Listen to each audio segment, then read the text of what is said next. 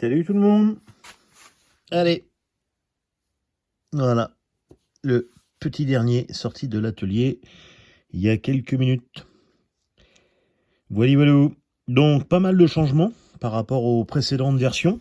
Donc voilà, donc je reste toujours sur la même version, hein, même forme, même design, même truc, mais simplement j'ai apporté un petit peu plus de technique, on va dire. Alors technique, hein, qui a besoin d'être maîtrisée encore. J'ai encore besoin d'en fabriquer quelques-uns pour maîtriser ces techniques par cœur, mais ça vient. Alors, qu'est-ce que j'ai pu apporter de plus par rapport aux autres?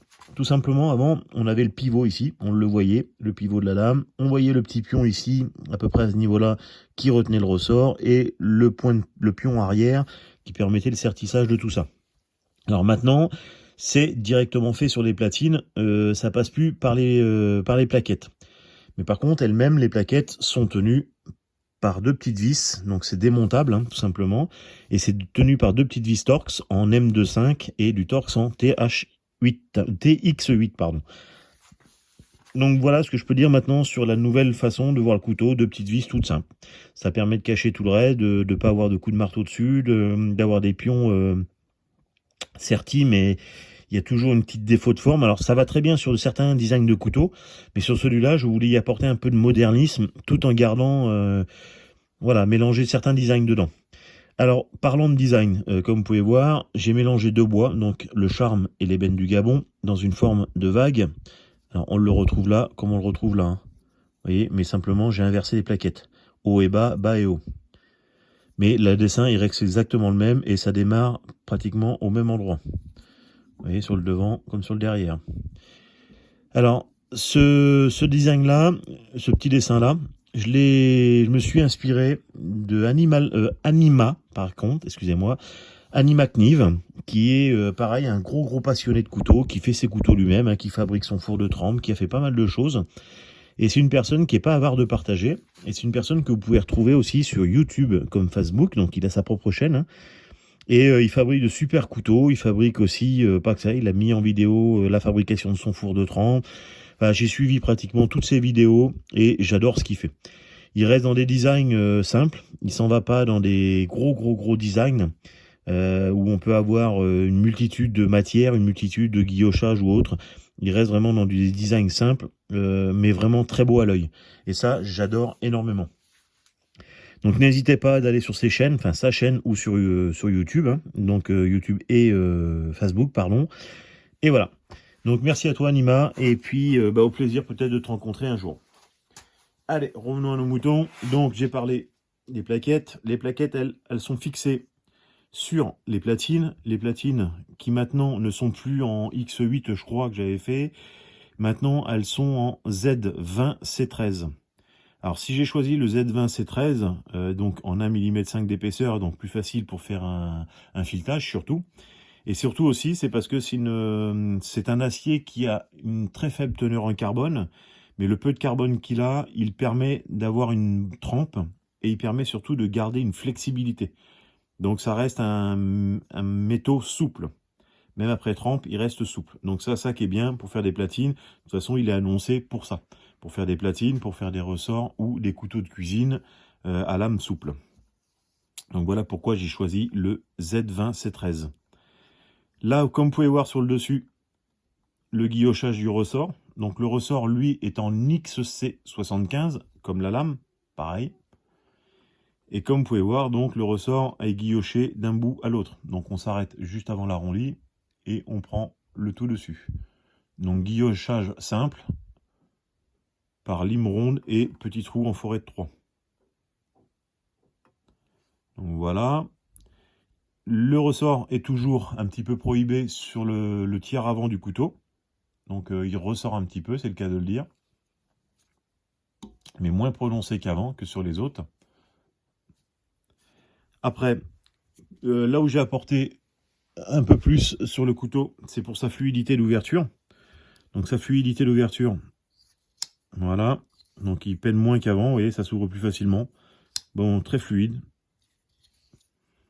Tac, il se ferme bien aussi.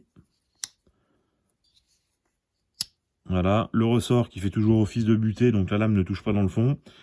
Et ici, derrière, donc entre les platines et la lame de couteau, je lui ai mis, alors je me rappelle plus du nom de ce petit acier-là, donc c'est de l'acier très très fin. Ça permet que ça soit fluide. Il y en a qui mettent du téflon. Moi, j'ai préféré mettre ça. Ça permet d'être très fluide et puis d'avoir cette ouverture justement qui est nickel. Donc voilà pourquoi j'ai mis ce petit matériau-là. Je ne me rappelle plus du nom, hein, excusez-moi.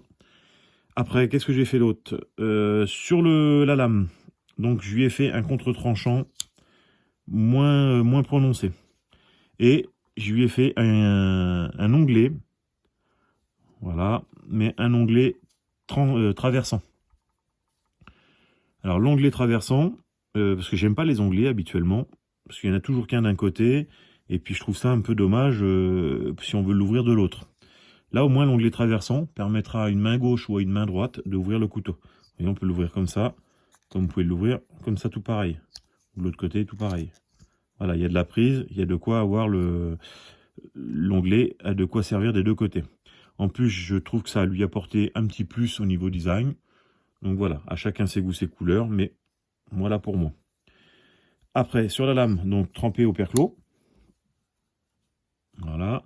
Il y a juste le tranchant en bas qui est révélé en polymiroir. Tout simplement.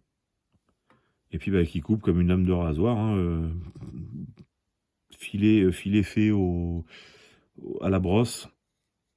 Et jusqu'à maintenant, la façon où je l'ai fait, ça a jamais comment, perdu son fil de coupe. Sur les autres couteaux, bah, je m'en sers hein, souvent. Justement pour voir un petit peu leur tenue en coupe. Et ben pour l'instant, mon couteau de cuisine que j'avais fait le long là en fixe, ben, je ne l'ai pas encore affûté et il coupe comme au premier jour. Donc c'est ce que j'apprécie. Pourtant il rencontre souvent la porcelaine parce que j'ai des assiettes un peu type porcelaine émaillée là en émail. Ben, pour l'instant il n'a pas perdu son fil de coupe, donc tant mieux. J'ai essayé de faire un petit poinçon pour reconnaître un petit peu mon marquage. Bon, je trouve que c'est pas top, ça me plaît pas. En plus, il est pas centré. Donc voilà, piégeage, hein. Pas centré du tout. Alors, il fallait que je le mette par ici. Mais là, je pense que dans les mois qui vont suivre, je vais m'en faire un.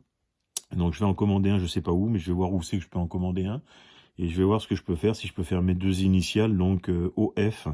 Et puis, bah, les faire mettre dessus. Donc, un O normal. Et comme le O, on sait que le O se termine avec une boucle, ça permettra de faire repartir le F et le faire revenir en arrière. Vous voyez ce que je veux dire? Donc j'ai déjà une idée sur mon design. Enfin, sur mon poinçon. Donc voilà le petit dernier. Tout simple. Amélioré. Donc assez large quand même. Bon, il tient bien dans les mains. Il n'est pas trop large non plus. Donc bien proportionné, je trouve. Je l'ai présenté déjà à mon épouse et puis à deux autres personnes. Et ils m'ont dit nickel. Donc voilà, ça de plus en plus, ça s'aboutit, ça prend forme, on arrive vraiment au but que je veux absolument, donc à une finition nickel, et puis quelque chose de très propre, quoi. Donc voilà, allez, je vous souhaite à tous bon plaisir, je vous dis à bientôt, ciao ciao.